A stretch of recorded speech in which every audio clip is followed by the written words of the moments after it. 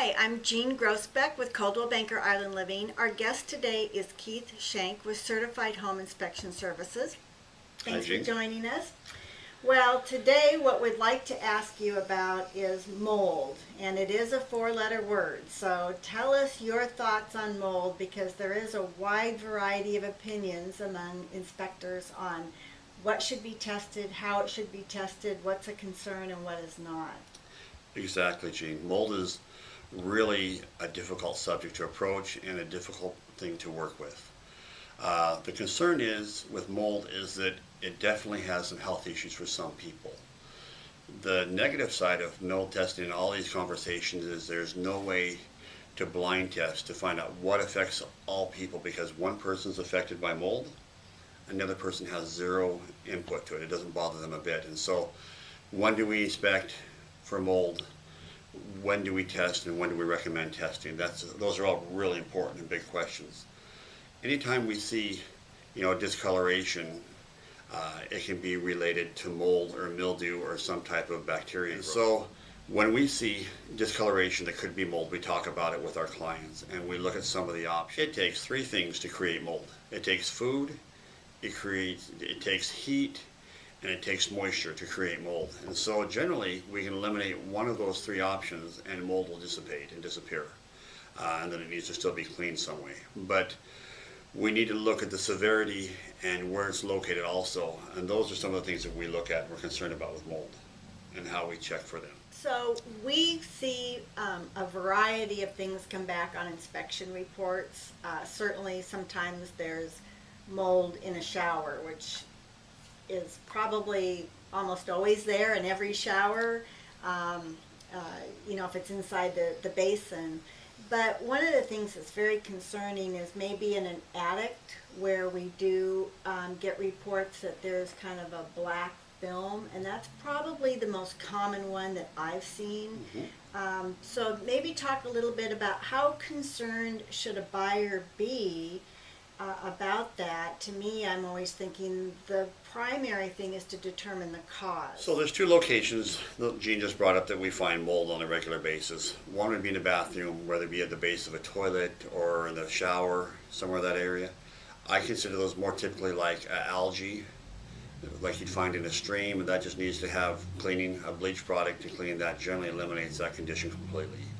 Attics are a little bit different condition, and that's typically when we find mold or the gray or discoloration in the sheeting in the attic as a result of a lack of ventilation.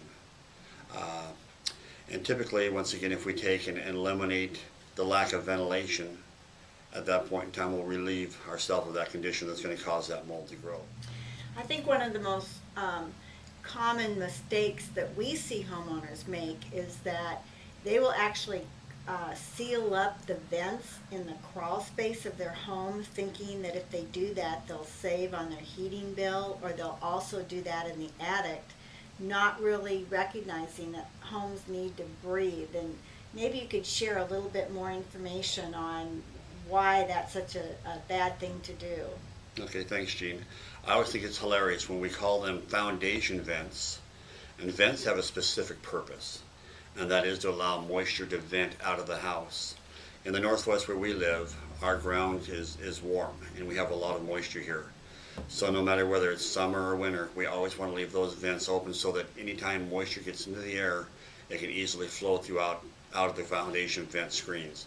So it is most important to never, and I'll repeat that, to never plug your vents when you're in the Northwest. That's just really important. And I'll add to that, in the attics, make sure you don't stack things against the vents in the attic. We've had that situation a few times where all they needed to do was move some boxes and the house breathes and everything's better. Well, I've been told in the Northwest that every house has mold spores. That's just a function. And so how concerned should somebody be? How much testing should be done? Certainly if someone has allergies, they would want to do very, very extensive testing, I would think. But for the average homeowner who doesn't have any allergy issues, what do you recommend and why? If the homeowner is concerned, there's a couple of different ways we test. I typically recommend that they do an airborne test.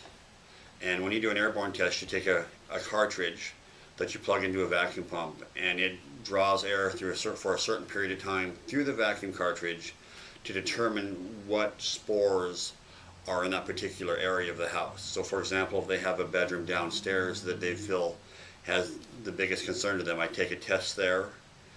And what they don't also, most people don't realize is we always need to take a test of the air on the outside of the home so that we know what's nature's producing, because different times of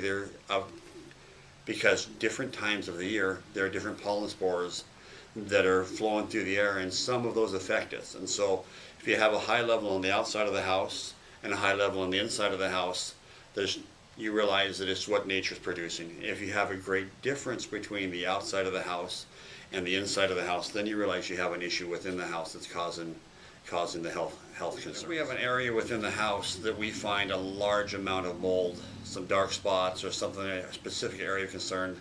There are other types of testing that we do. We can do a tape lift test where you take and sample that particular mold, or a swab test that you sample that mold. And all these tests are sent off to professional labs that have professional clientele that sample them at that point in time. So as an inspector, I sample, but I don't evaluate the samples. Thank you, Keith. That was very educational. And I'm Jean Grossbeck with Coldwell Banker Island Living. This is part of our series to try to provide more information so that you can make a home choice decision that works best for you. You can reach any of our agents at 360-293-4511. And Keith, the best number to reach you?